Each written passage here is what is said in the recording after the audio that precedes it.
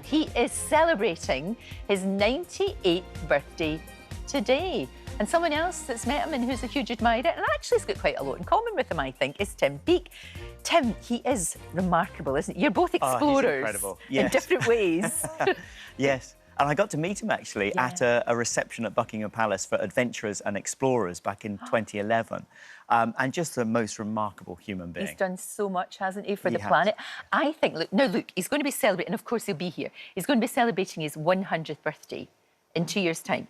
Can we take him up? Don't you think we should take him up? I think we really should, If anybody in this world deserves to see the world floating as you have, it's him, right? Yes. Yeah, without a doubt. I think so. And like you say, he's done so much for raising people's awareness of our planet. So let's get As have you. And I want to talk to you loads more about that. And fingers crossed you going back up there.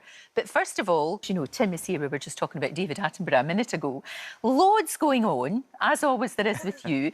And the new tour, and your tours, you know, when you go and you talk to people, it really is truly inspiring, funny as well, and so interesting. Now, this one, The Quest to Explore Space. I'm really looking forward to this one, yes. Yeah, I feel like I've told my story. I want to tell the other 643 stories of people who have, you know, been to orbit and looked back on the planet.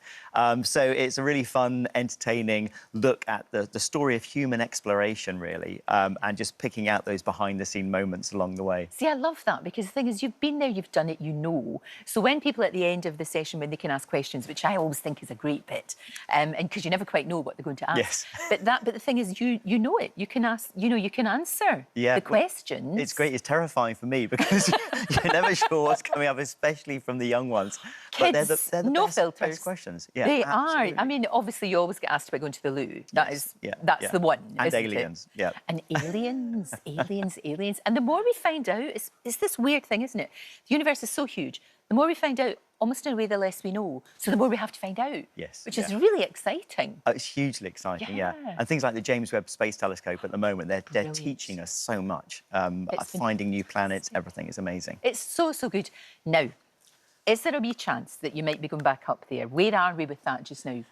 So there is a chance, absolutely. I'm working with a company called Axiom Space, American company, and the UK Space Agency. We're all working together to try and get an all-British mission, which will be so exciting. It'll be so good for... Has that never been done before, all-British? No, never been done before. And so this is a fantastic opportunity for the UK, fully commercially sponsored. That's the challenge. Yeah. And it's going to be great for science and for tech and for our education outreach programmes. So it'll be amazing. Oh, it's really good, because again with that, you know, because we've got the technology now, children, especially in schools, can like see it all happening, see you actually doing experiments in space. I mean, absolutely, yes, yeah. And that's what I'm so excited about the upcoming moon landings on the Artemis mission, to be able to witness this now in kind of 4K HD that we didn't get to see back in the 60s. No, you're absolutely right. I really hope that's going to be okay. I think it will be. Amazing. That will keep us all going for a very long time.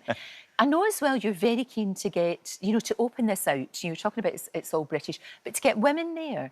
And maybe the first, now do we call it a para-astronaut?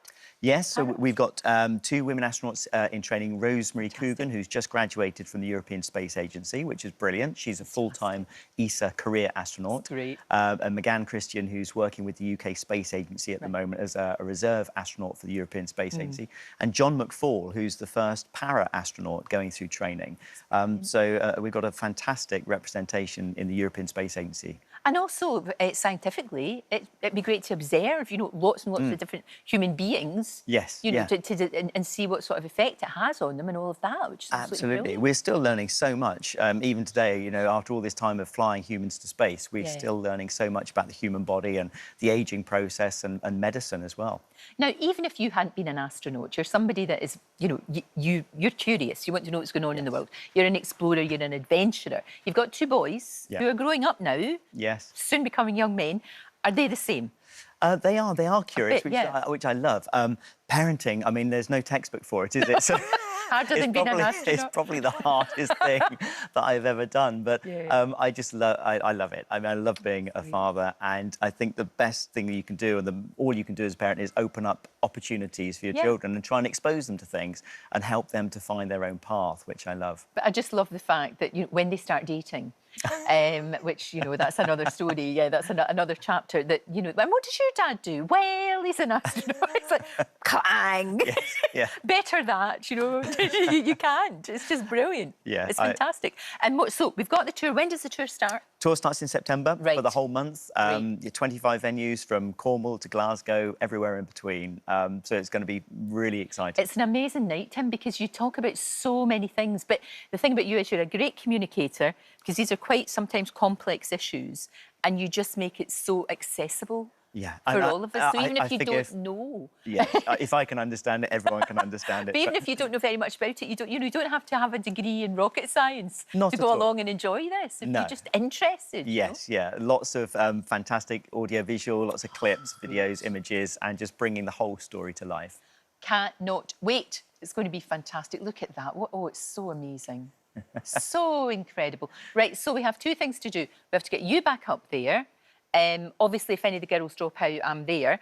And we have to get David Attenborough up there in 2 years' time. It's all going on. And as well as that, of course, we've got the tour. Tim's tour, Astronauts, The Quest to Explore Space, starts this September. Always a joy. Thank you, Lorraine. Thank you so much. Thank you. Right.